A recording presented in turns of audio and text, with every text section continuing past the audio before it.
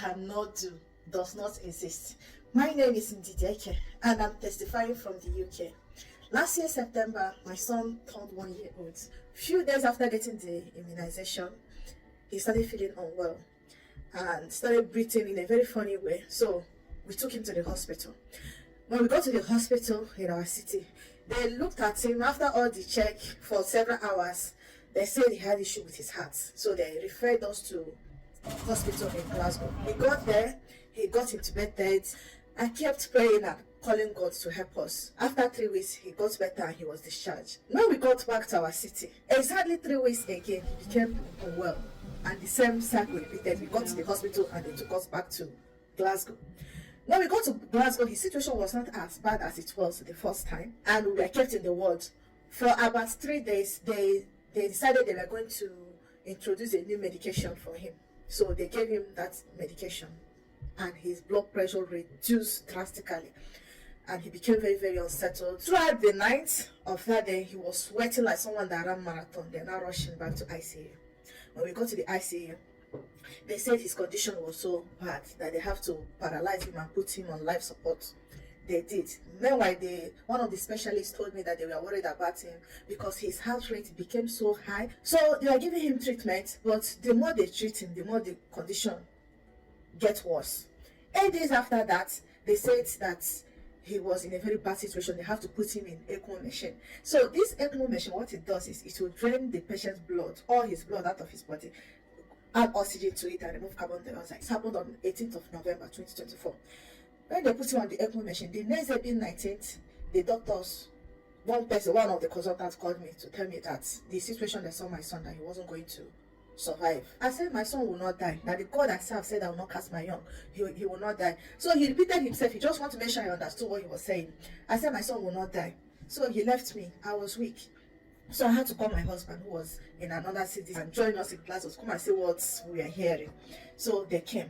When they got in the evening, coincidentally, the other consultants came to address me. So this time around, I was sitting just by the side of my son in the ECMO machine. He now pointed at the machine. He said, your son's life is in this machine and we are going to disconnect the machine as soon as possible. I just want to tell you to prepare your mind that once we take him off the machine, he will not survive. It will just be a matter of minutes and he will pass. I said, my son's life is not in the machine. His life is in the hand of God. The God himself said, I will not cast my young. So I keep saying it, my son will not die.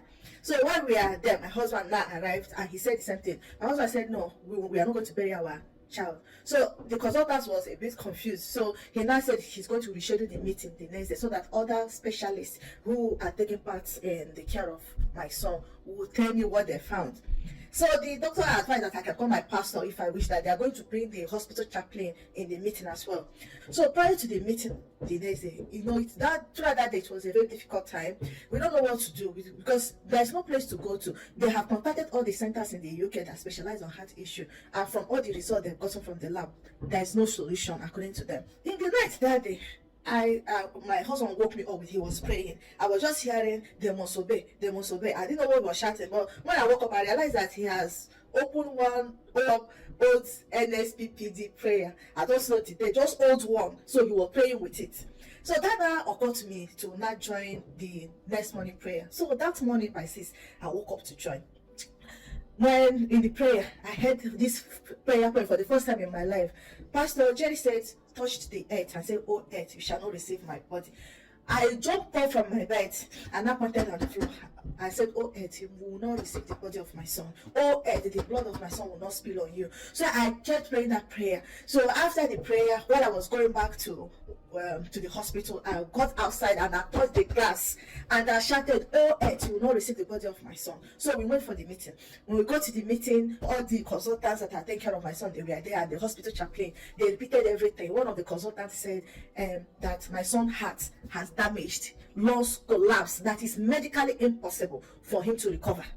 So that they called us in that meeting for us to prepare our mind, because they are going to remove him from that machine and let us just bid him farewell, just watch him, give him a cuddle as he dies. I said my son will not die. His heart works, his lungs works, everything concerning my son is working. Now the only thing that is broken is the machine they used to scan him. I said the God I serve has said I will not cast my young, and that is what I believe. Doctor, I appreciate your report. Thank you for what you have said. You have said From the beginning, you keep telling me that let's introduce this treatment, things will get better, and at the end of the day, nothing gets better up till now. So this one you're praying that is going to die, that I still reject it, that the God I serve said I will not cast my young, and I would rather believe the God I serve.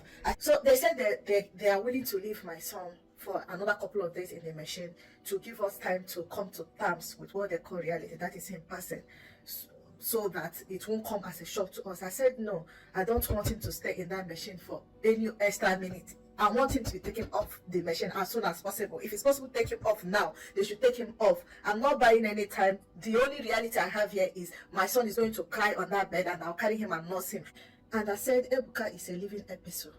He is a story that is being told by God, and all of us in this hospital, in that meeting, we are just playing our own part in the life of Chukwuebuka. The God that is directing his story, the God that is writing his story, it's up to him to decide what will happen after this meeting is done. And I'm not going to let you, doctor, to decide that Ebuka will die, that I refuse it. He said they should go ahead and take him off the machine, and let's see. One of the consultants said, okay, if you said you're going to put your son in the hand of God, let's do it. Then they now went ahead and called the experts that are in charge of removing the ECMO machine from him. While they were trying to get my son off the machine, I could not stand there. I could not even stand. So it was my husband that was present. I just keep telling God, Father Lord, I have bragged about you.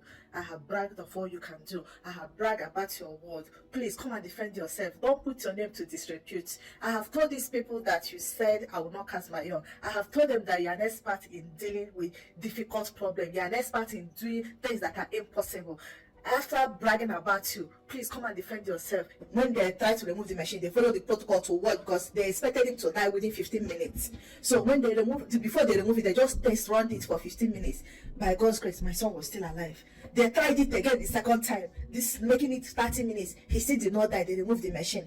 To the glory of God, they keep removing treatment. In fact, the more they remove the support they put to on my son, the more he recovered. In less than 3 weeks, he was removed from all form of support. I just want to thank God. Today, my son is strong, healthy, and alive, and we have been discharged from the hospital and back home. What God cannot do, indeed, does not